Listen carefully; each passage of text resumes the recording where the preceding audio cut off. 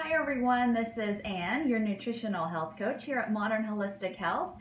And September 13th is National Celiac Disease Awareness Day. And I myself am a celiac, and so I thought today would be the perfect opportunity to talk about celiac disease, gluten intolerance or gluten sensitivity, and a wheat allergy. Now, these three conditions, though they are very similar in the way they appear as far as symptoms go, they're three very different conditions, and there's a lot of misunderstanding between the three and what they are exactly. And so I thought today was a perfect opportunity to talk about the three and the differences and what you should do if you notice that you have some type of reaction to gluten. So first, let's talk about celiac disease. That is an autoimmune condition, and typically it is something that can develop at any stage in life. It is genetic, so you're born with the genetic predisposition for celiac disease, but you can go for many, many years, decades, without having any signs or symptoms and without your celiac disease being active.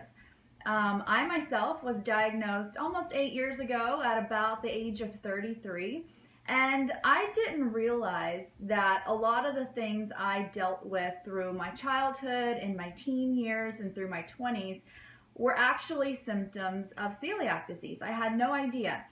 There are more than 300 different symptoms that can be associated with celiac disease, and it's not always gastrointestinal. A lot of people do not have the symptoms like gas or bloating or issues with their digestion. Not everyone has that who has celiac disease. A lot of times the symptoms are neurological, whether it's things like brain fog or memory problems or things like migraines.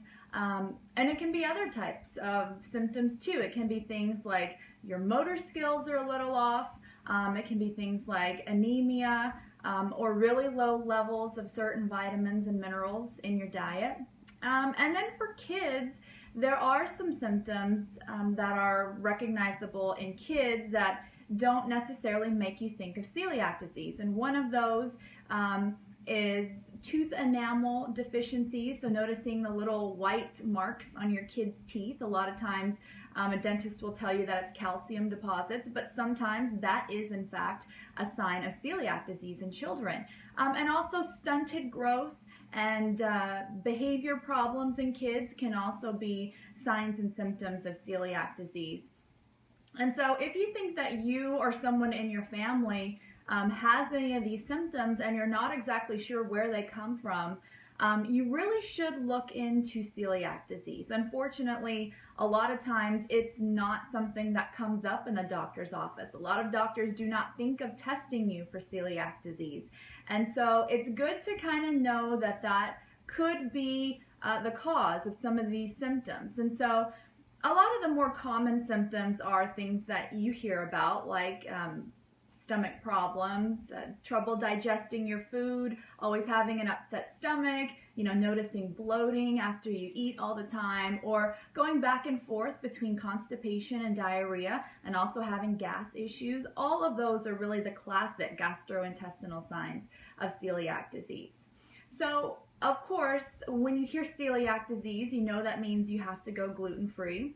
And so a lot of people, when they hear gluten-free, they think of gluten intolerance and gluten sensitivity, and that's not necessarily celiac disease. So how do those two things differ?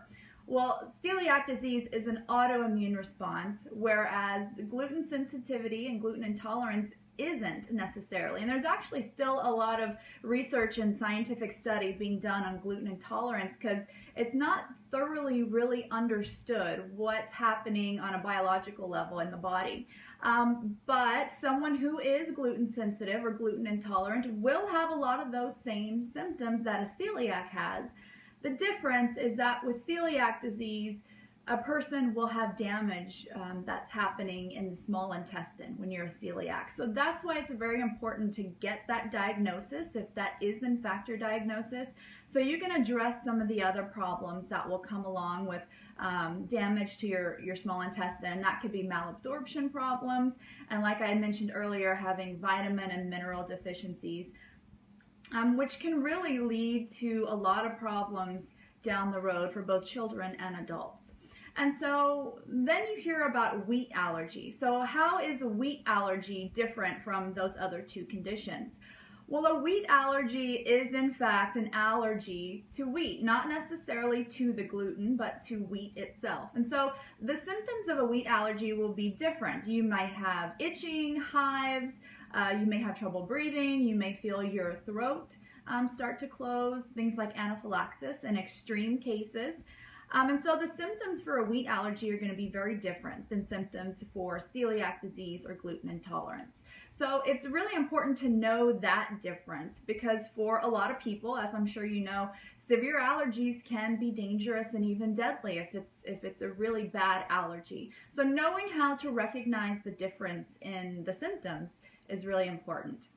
And so how are these all three of these conditions similar? Well, they are going to include you avoiding wheat. Of course, if you're a celiac, you need to be 100% gluten-free in order for you to see improvement in your symptoms and to give your small intestine a chance to actually heal, and some of the villi, the cells of the lining of your small intestine, to actually heal themselves and to have your gut health to be at a really good place. And so avoiding gluten is absolutely necessary for that. For someone who's gluten sensitive or gluten intolerant, it may be uncomfortable when you eat gluten, and it may lead to other symptoms and other problems down the road if you don't keep that out of your diet as well. And when it comes to wheat allergy, it's a little different. You need to avoid wheat in general, not necessarily gluten. So anything like wheatgrass or any other kind of products that contain wheat but may not contain gluten, you need to avoid those as well if you have a wheat allergy. And keep in mind that gluten is not only in wheat, it's in rye and barley. So if you're a celiac or if you're gluten intolerant, you also have to avoid rye and barley. But if you have a wheat allergy, you don't really need to avoid those because your allergy is to wheat. So that's why it's so important that you really understand your diagnosis and understand your symptoms and understand what it is that you actually have before you start removing things from your diet. And to go along with celiac disease, like I mentioned, it's really important that if you go for testing that you are eating gluten when you go for that test, or else there's a good chance that that test is not going to be accurate. And celiac disease is diagnosed with a blood test first, and then they'll go in and do an endoscopy and take a look at your small intestine and see the damage that's there in your small intestine. So that's typically the way that celiac disease is diagnosed. And another important thing to note about celiac disease, since we are talking about awareness today, is that it is genetic, and so it tends to run in families. And so if you or someone in your family has been diagnosed with celiac disease, it's important to have everyone kind of look at their symptoms, look at their own life, and see if they are exhibiting some of the same symptoms. And if they are, it's a good idea for them to go in and to get checked, just so you can know if you are having that damage being done to your small intestine, so you can start to address that and really make sure that it doesn't get worse for you down the road.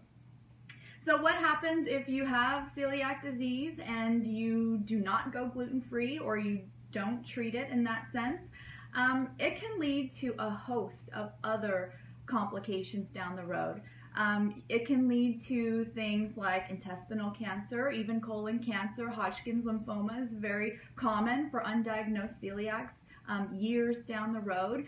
And it also just makes your life really difficult to have to deal with those symptoms every single day. So if you are a celiac, it's really beneficial to take the diet seriously and to really go 100% gluten-free and to try to live that lifestyle. And so I hope this video was helpful in kind of helping you understand the differences between celiac disease, gluten sensitivity or gluten intolerance, and a wheat allergy. Thank you guys for watching. Y'all have a great day.